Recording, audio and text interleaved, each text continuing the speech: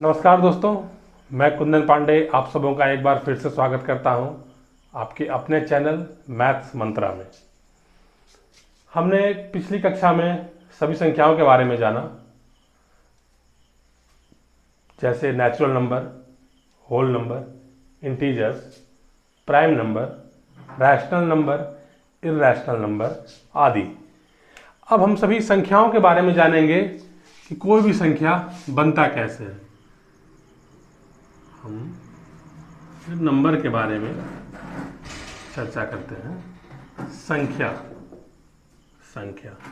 हम कोई भी एक संख्या लिखते हैं। यहाँ पे मान लीजिए 45 लिखा हमने, तो हम क्या देख रहे हैं, ये जो संख्या है ये किससे बनी हुई है? ये अंकों से मिलकर के बनी हुई है, अंकों से मिलकर बनी हुई है, जिसे इंग्लिश में डिजिट्स भी कहा जाता है। तो अगर हमसे पूछा जाए संख्या किसे कहते हैं, तो अंकों के मेल से संख्या बनती है।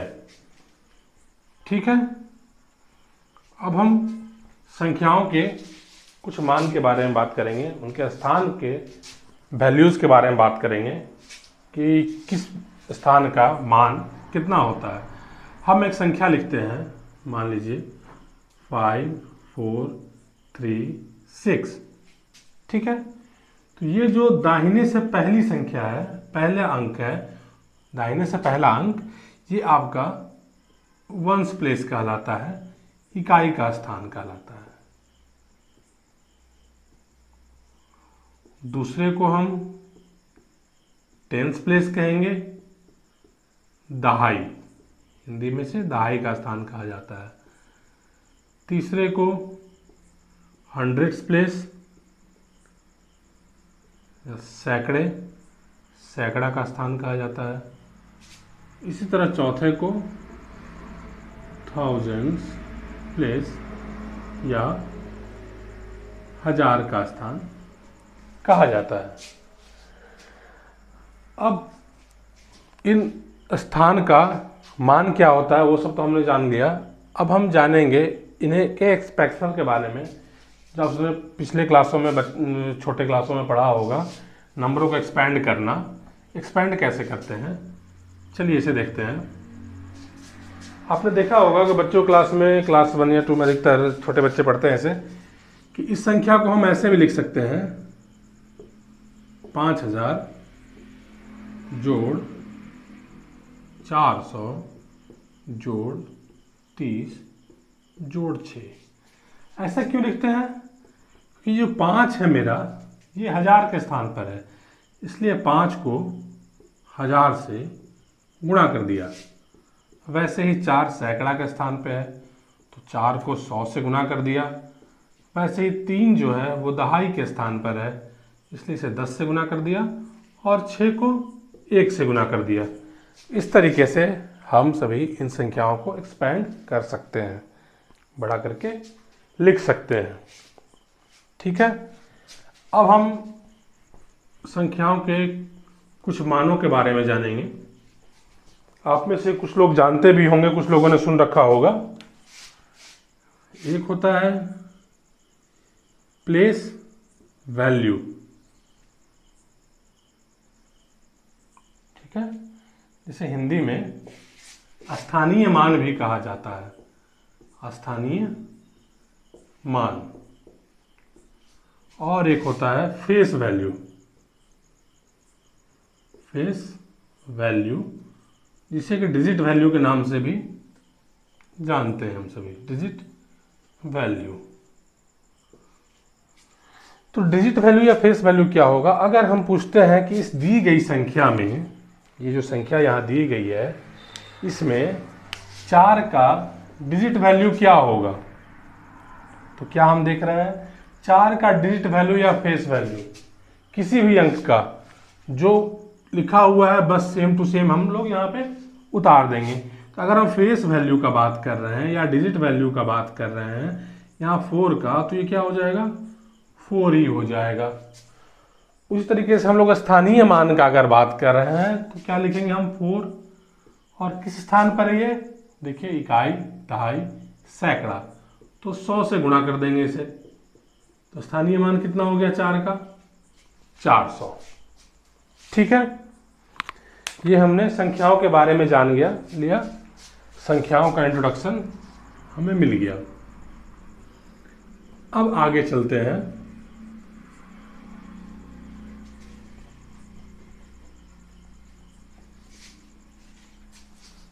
अगर हमसे पूछा जाता है किसी भी एग्जाम में, या फिर कोई भी पूछता है कि 2 अंकों की सबसे बड़ी संख्या बताएं, तो हम क्या लिखते हैं? सीधा सा 2 बार 9 लिख देंगे। ठीक है, लेकिन अगर हमसे पूछा जाए कि 2 अंकों की कुल कितनी संख्याएं हैं, ये हम नहीं बता पाते। ये क्वेश्चन काफ़ी जगह पूछी जाती है, रेलवे के एग्जाम में काफ़ी बार पूछी जा चुकी है। तो 2 अंकों की कुल संख्या, 2 अंकों की कुल संख्या, ये हम कैसे पता करेंगे? इसको पता करने का फॉर्मूला होता है, जो 2 अंकों की सबसे बड़ी संख्या है उसे हम पहले लिख लेंगे, उसके बाद 1 अंकों की सबसे बड़ी संख्या जो कि 9 है उसे इसमें से घटा देंगे। तो हमारा रिजल्ट क्या आ गया? 90।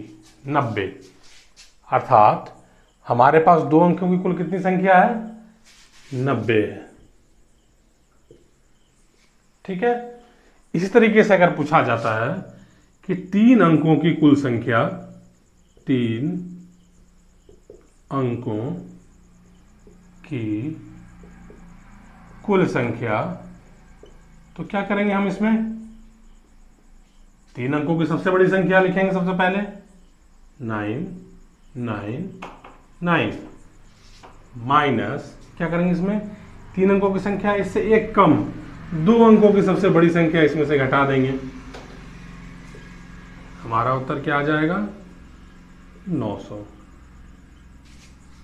ठीक है, तो इस तरीके से हम लोग कितने भी बड़ी से बड़ी संख्याओं का कुल संख्या कितना है वो हम पता कर सकते हैं। 4 अंकों की अगर पता करना है तो 9000 हो जाएगी। इस तरह 5 अंकों की, 6 अंकों की, आप सभी पता कर सकते हैं।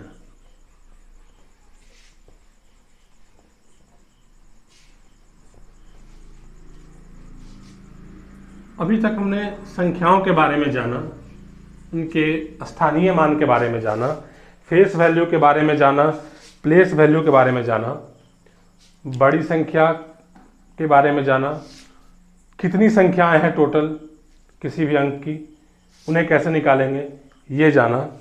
अब हम चलते हैं, कुछ चीज़ों में बच्चों को कन्फ्यूजन होता है, असेंडिंग ऑर्डर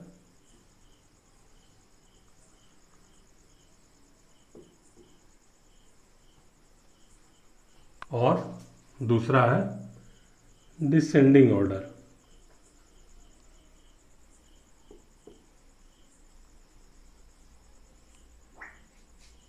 काफ़ी लोगों को पता रहता है, कुछ बच्चे हमेशा कंफ्यूज रहते हैं कि किस में छोटे से बड़े को लिखेंगे, किस में बड़े से छोटे को लिखेंगे।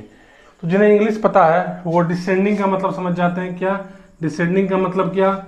जो घट रहा है, जो घट रहा है, जो डिक्रीज हो रहा है। ठीक है, हम पहले इन सभी के हिंदी नाम के बारे में भी जान लेते हैं।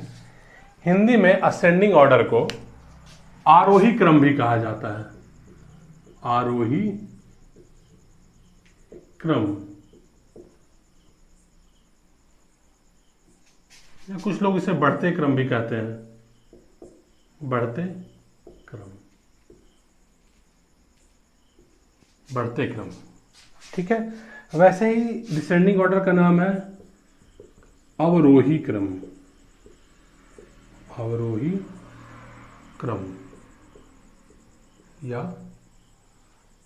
घटते क्रम। अगर हम इन सभी नामों को केवल याद रख लें, इनके जो नाम हैं हिंदी और इंग्लिश के, तो हमें कोई कंफ्यूजन ही नहीं होगा।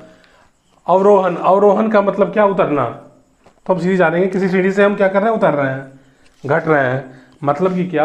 बड़ी से छोटी की ओर किसी भी संख्या को अगर लिखा जाए, सबसे पहले बड़ा, उसके बाद उससे छोटा, फिर उससे छोटा, फिर उससे छोटा, फिर सबसे छोटा, तो हम क्या करेंगे? वो डिसेंडिंग ऑर्डर हो गया, अवरोही क्रम हो गया या घटते क्रम हो गया। उसी तरीके से अगर हम सबसे पहले छोटी संख्या, फिर उससे बड़ी, फिर उससे बड़ी, अंत में सबसे बड़ी संख्या को लिखते हैं तो वो क्या हो जाएगा, वो हो जाएगा आरोही क्रम या बढ़ते क्रम।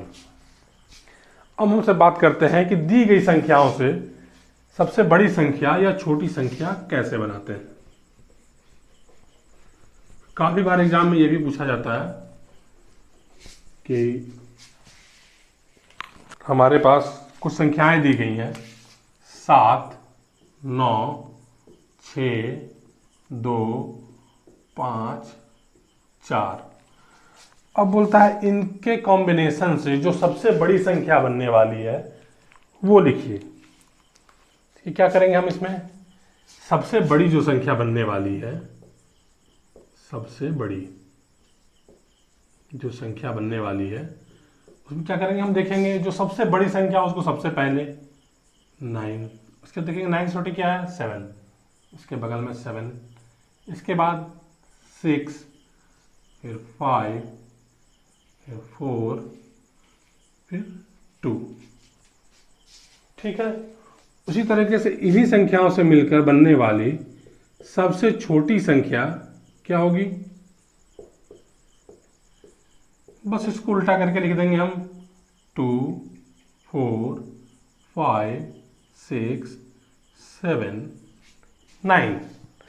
इस तरीके से हम क्या कर सकते हैं कि किन्हीं भी संख्याओं के कॉम्बिनेशन से मिलकर बनने वाली बड़ी से बड़ी संख्या और सबसे छोटी संख्या को हम लिख सकते हैं।